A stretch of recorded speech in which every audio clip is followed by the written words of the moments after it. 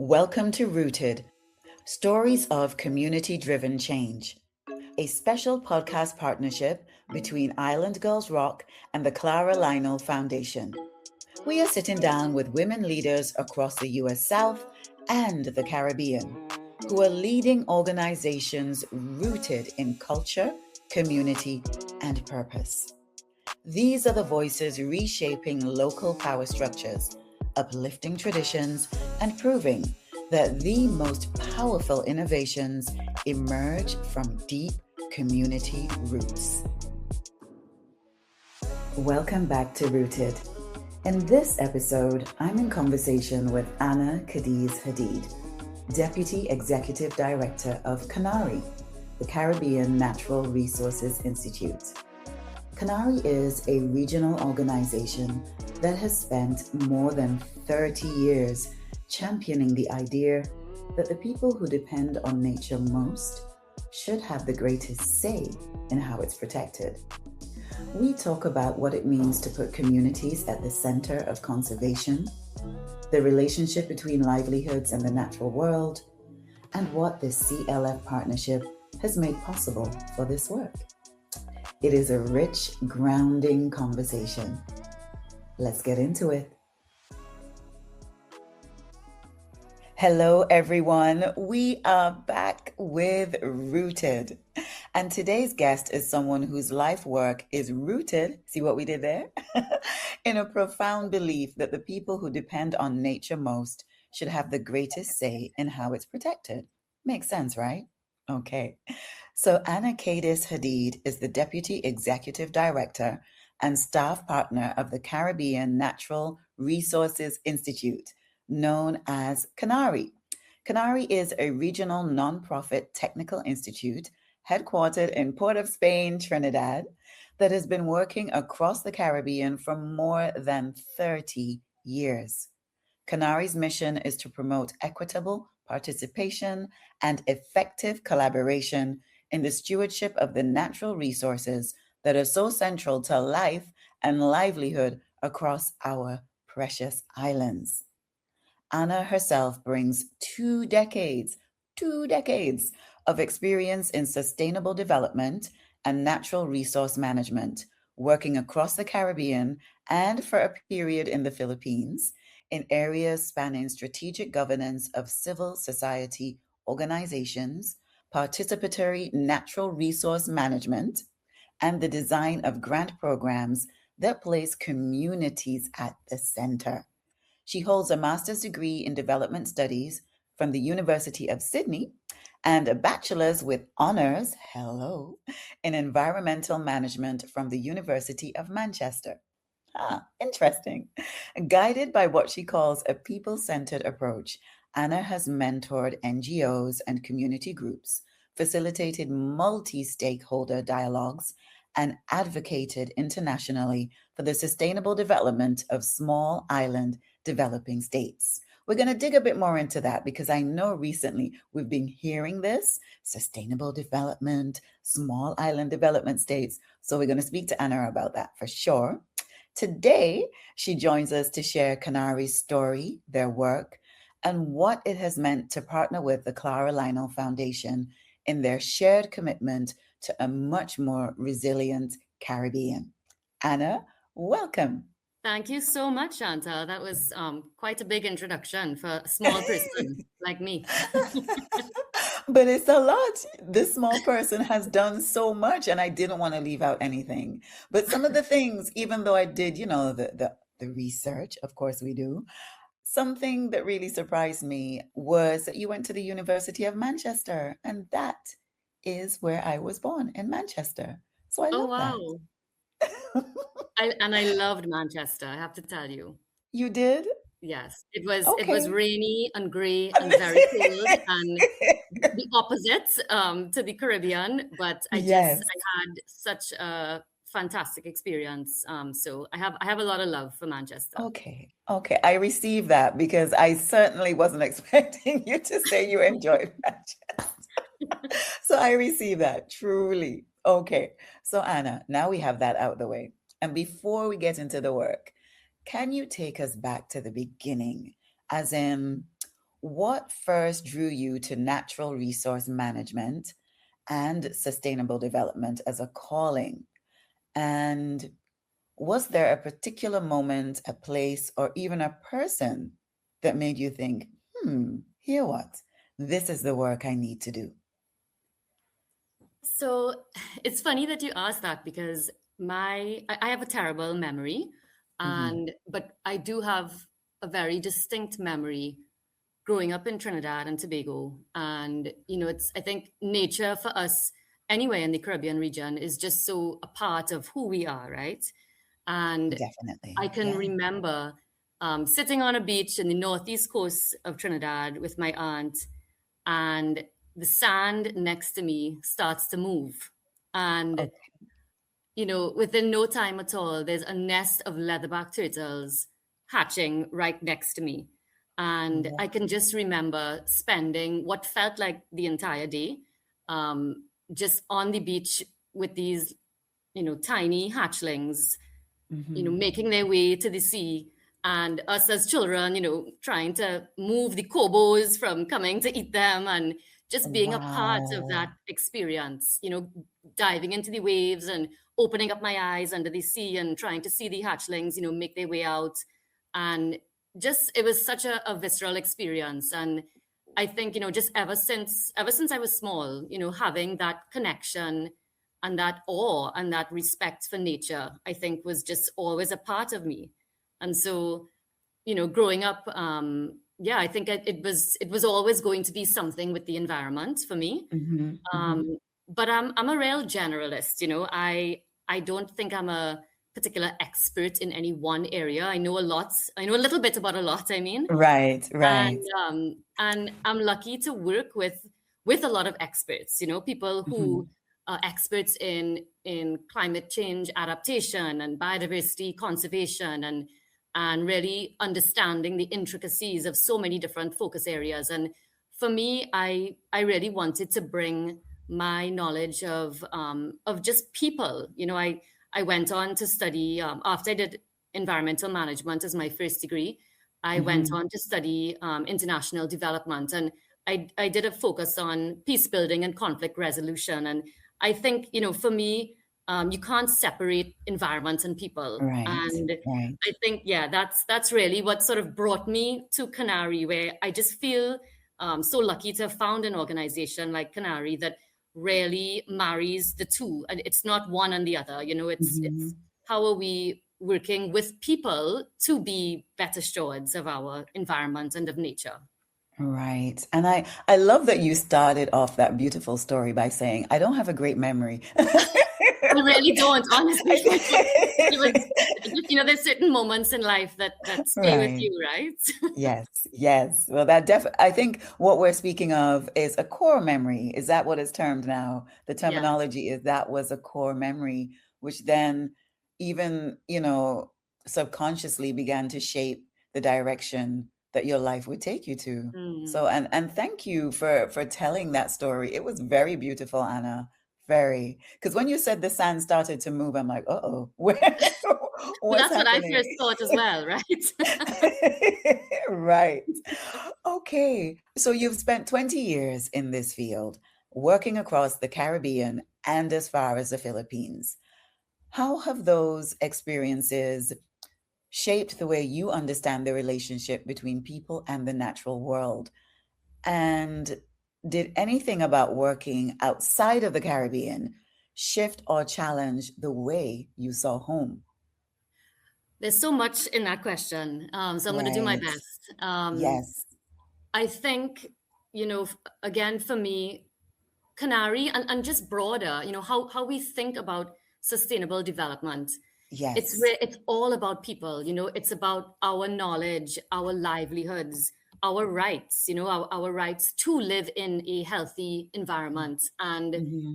our relationship with places that we call home, whether it's the Caribbean or the Philippines, Yes. or wherever. And I think, again, I've always felt that very strong connection, who we are as a Caribbean people. And, we can talk for days about that alone. We are Mhm. so different and so diverse, but there's this common thread as Caribbean people that we share in so much of how we live our life and what we do. And I think, again, for me, you can't talk about environmental sustainability without talking about the people who live on Yes. Earth, who are meant to manage and govern nature. And Yes.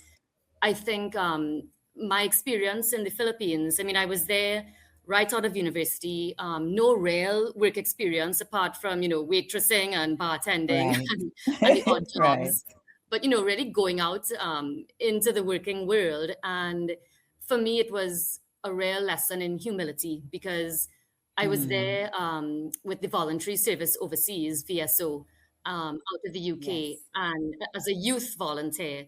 And I lived in Samar in Calbayog City, which is it's in on one of the many thousands of islands within the Philippines. And Okay.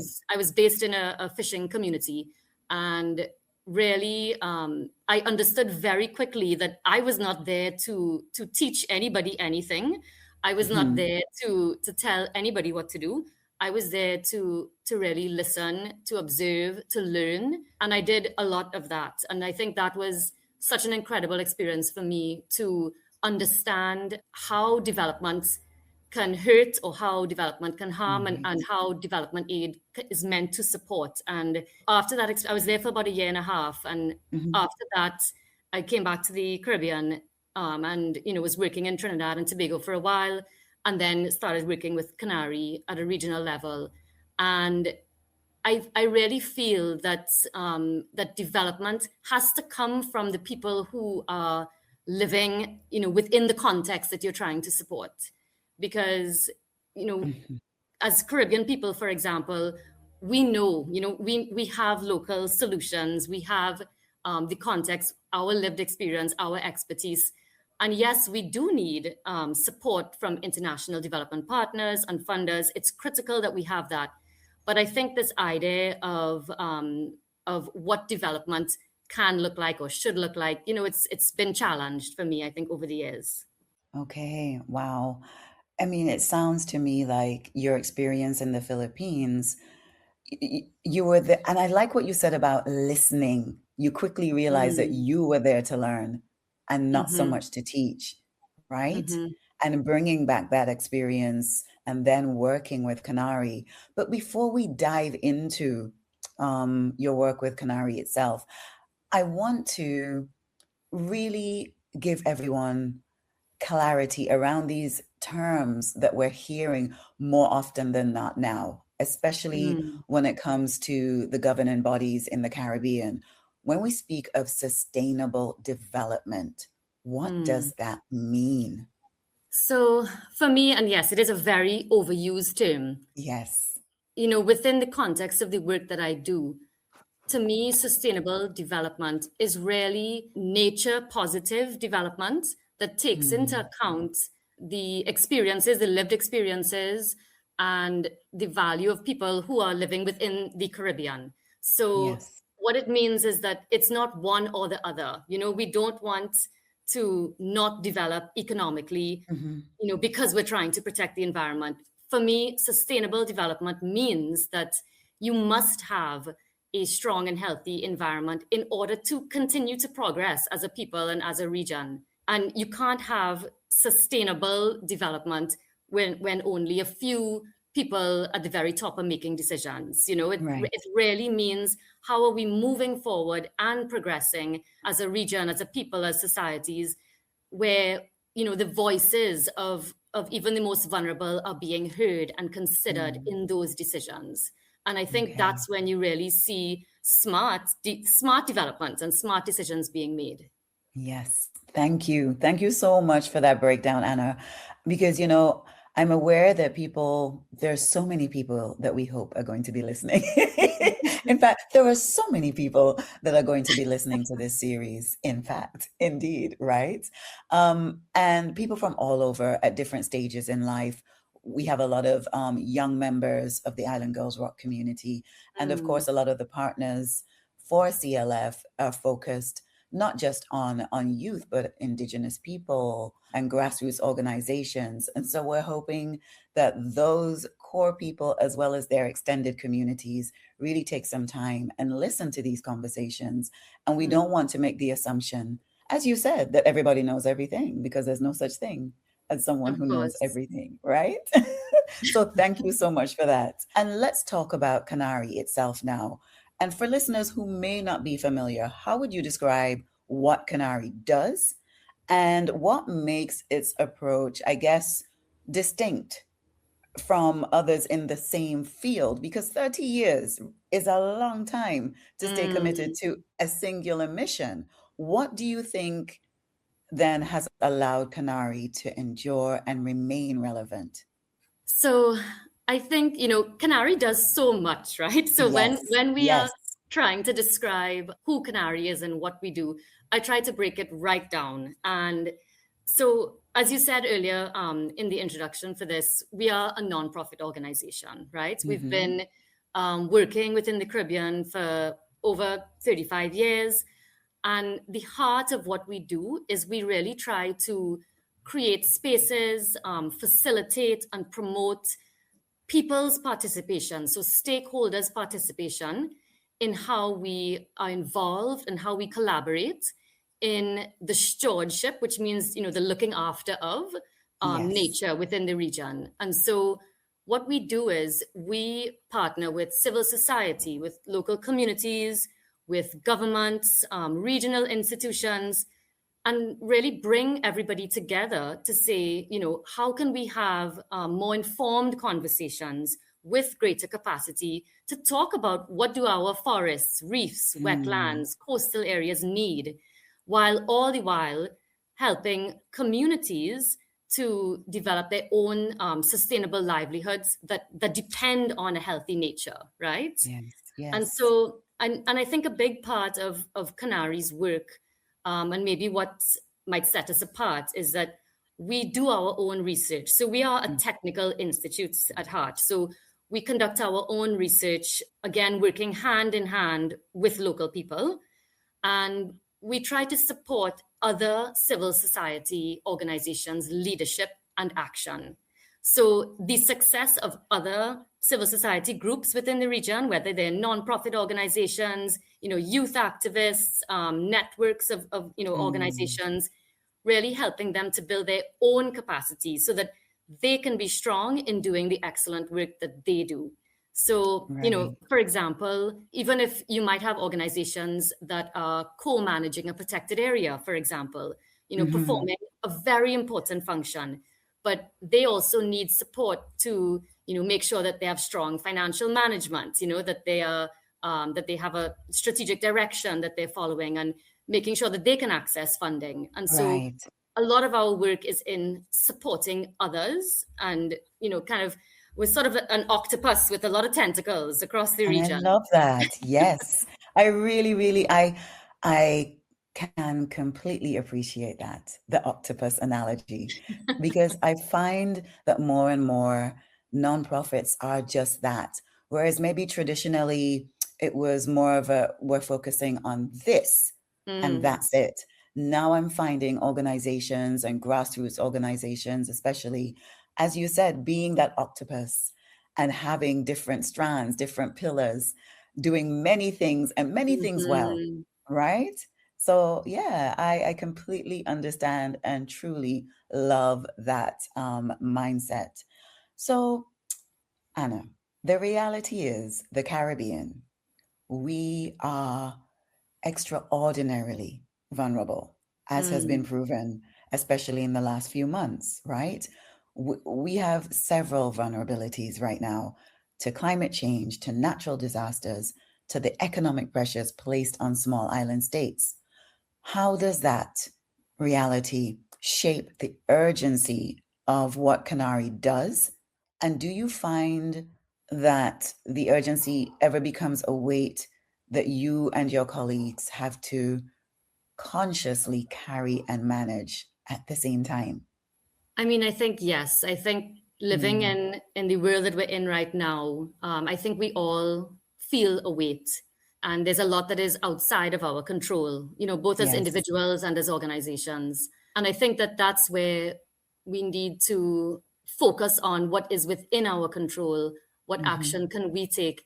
And really importantly, within the Caribbean region and as small island developing states, we have to work with each other and lean on each other and collaborate. Yes. And I think Yes. that's where I feel really lucky to work for an organization like CANARI that sort of sits within that space as a convener, as a facilitator, as Mm. an entity that can bring people together and have Yeah. the hard conversations and sort of help to translate a lot of the technical jargon and Yes. bring us together in spaces where we can speak to each other Mm. and come up with solutions and share the already existing solutions that are within our region. I mean, the climate crisis that we're facing right now is a threat to our very existence, not to be, Yes. and that's not being dramatic. That's No, a fact. not at Yeah. all. It's a fact. I didn't feel that you were being dramatic or Yes. alarmist. This is what people need, I feel, to Mm, understand and to really accept that this is where we are. exactly. Exactly. And it's going to take every single one of us, in each of our spaces, the work that we do to Mm. try to act and come up with solutions to our own crisis, here within the region. And Mm. I think for CANARI, this has been a time, for example, we actually held early on this year with the support of Clara Lionel Foundation, we Yes. held a 2-day partners forum in Barbados where we brought together over 80 people, in person, which it is a rare opportunity. Everything is by Zoom these days, but Yes. but we were so fortunate, with the support of partners, we brought together frontline communities, people who are really feeling the effects and impacts of the climate crisis first and hardest, human rights defenders, members of the Caribbean Climate Justice Alliance, people Hmm. from the legal fraternity, government partners, climate finance experts. I mean, it was so many different stakeholders in the room, and we all came together to talk about and to share our experiences to help define what does climate justice mean in the Caribbean context? What does it mean Hmm. for us in the region? And it was just a fantastic space of learning. And Hmm. I think as hard as it is to accept the crisis that we're in, or the multiple crises that we're Yes. facing, it's really hopeful actually to be around so many strong Caribbean people who have the solutions, and who have the capacity, and whose voices I think as CANARI we really try to amplify. And so I think that's what keeps us hopeful as well, is that Yes. we are surrounded by, and kind of we can see how much expertise we already have within the space. Yes. Yes. Again, I agree. This is a very easy conversation. But actually, Anna, you spoke about the fact that this meeting of, was it 80? Did you say? Yes, yes, 80 people. You very much spoke about, CLF, the Clara Lionel Foundation. And I do want to bring us back to that. hmm, Because CLF was established with a really deep commitment to the Caribbean, right? And to community-led solutions for climate resilience. How did the relationship between CANARI and CLF come about? And what was it about CLF's vision and values that felt aligned with the work that CANARI was already doing?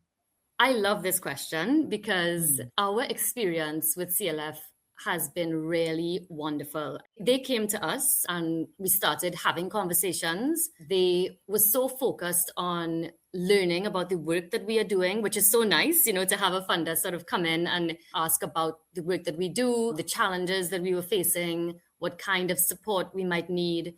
And their approach of a real respect, I think, for the work that CANARI and other organizations in the region are doing, and that we have done for so many years, that really was at the forefront. And our relationship with CLF has been one based on trust, very much so. Yes, yes. And it feels like a partnership, which I think is very I think it's rare. I was gonna say it doesn't happen often, but it is rare, Mm, to have a partnership with a funder that really comes in and sort of asks you what you need, and then right.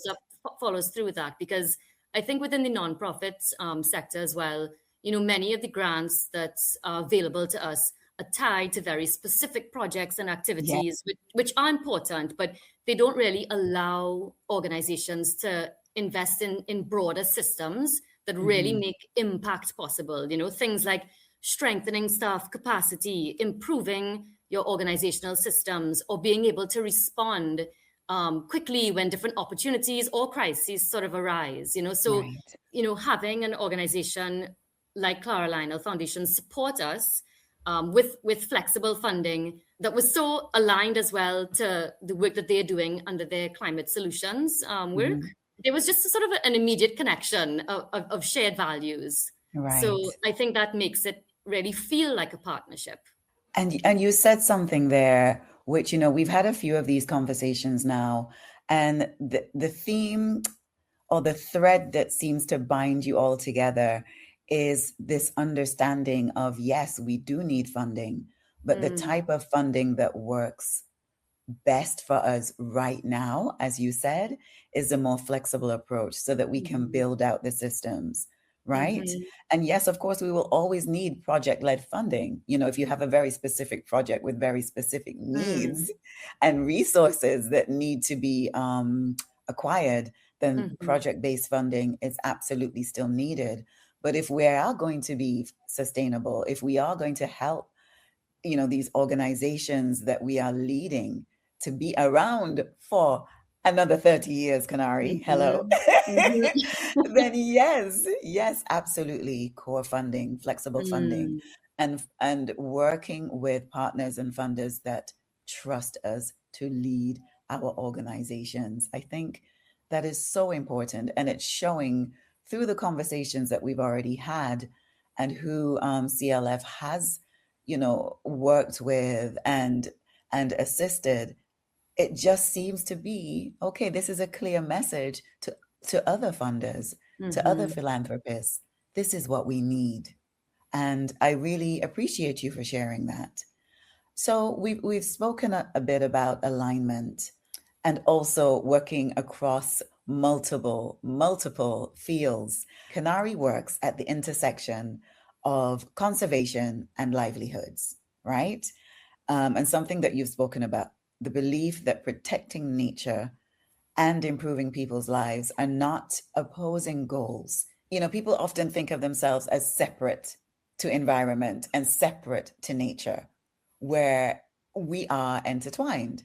Can you, for us, share a moment where you really saw that connection come alive? Sure. So some of the work that we do within Mm-hmm. CANARI Mm-hmm. is to strengthen community-led livelihoods and help people who depend on nature Mm-hmm. to have more sustainable livelihood, sustainable income. And recently, we worked within the Nariva community within Trinidad to support an ecotourism cluster. And Okay. this was a group of community members who, some were doing tour guides, tour guiding services.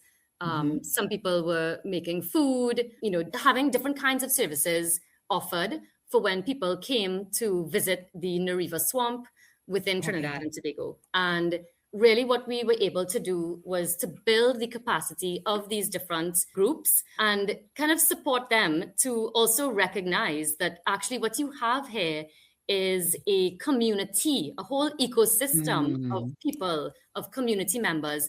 And if you come together, there's so many benefits that you can see to supporting each other and to really making your own product more Yes. successful.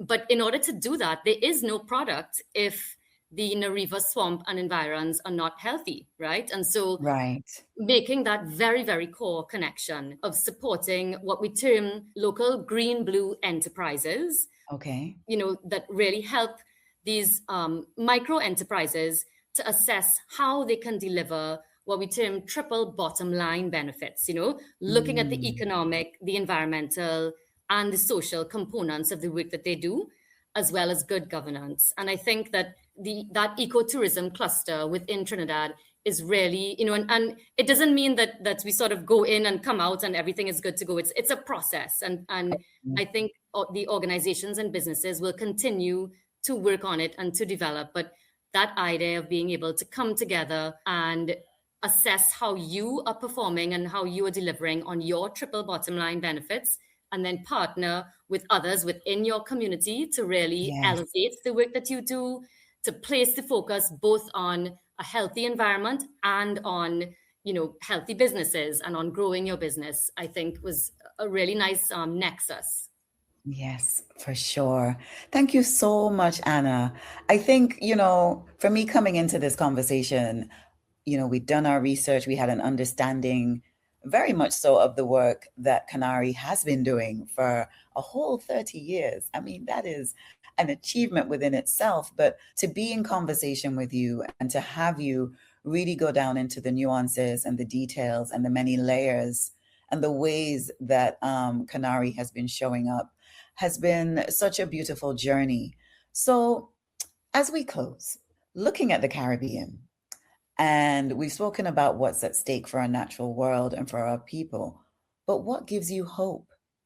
I think maybe what gives me hope is just other Caribbean people and organizations that I see are continuing to do the work despite the challenges that we are facing. And I think for CANARI, really looking ahead, one of the priorities for our work is to continue to strengthen Caribbean civil society leadership in a way that can really shape our own development and resilience across the region. So whatever the challenges are, whether it's the climate crisis, biodiversity loss, economic pressures, they're all interconnected. And addressing those challenges really requires us within the region to be strong, to have strong partnerships. And, it means communities really being able to have the knowledge to participate meaningfully in decisions that are being made about their own futures, our own futures as Caribbean people. And so I think that's where I sort of draw my hope from, is that, we have something so special within our region, our people, our nature, and we do have, the right tools. I think we need support. And that's where, we're going to need continued support from funders, from other organizations to work with us, and I think working with us is the key. It is. And if someone is listening right now and who has never thought of themselves as a part of this story, as in the environment and being an environmentalist, what would you want them to know about why this work actually belongs to all of us? The reality is that a healthy environment is not a privilege. It's not something that separates us. It's not a nice to have. It's a human right. It's not something that is on somebody's agenda.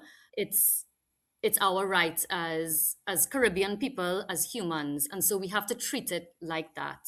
Anna, that is such a beautiful way to end this conversation. It has been, in fact, this entire conversation has been a gift. For us, you have 20 years of work, 20, of work, of showing up, of believing that people and nature can flourish together. And you carry it all with such grace. Truly. Thank you so much for saying yes. When we approach you to be a part of this very essential series.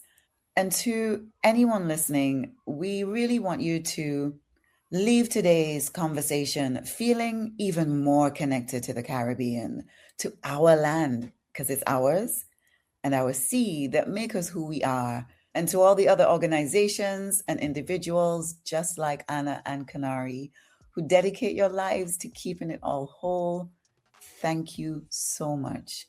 The work for me of CANARI, reminds us that conservation is not something that happens to communities, it happens with them. So, with them, through them, and because of them. And that is a truth worth holding on to. Thank you, Anna, for being with us. And until next time, everyone, keep listening, keep learning, and keep showing up for the places and people you love. Thank you, Chantal. Thank you so much. Thank you, Anna. You've been listening to Rooted, Stories of Community-Driven Change, a limited edition podcast series from Island Girls Rock and the Clara Lionel Foundation. You can find us wherever you get your podcast fix.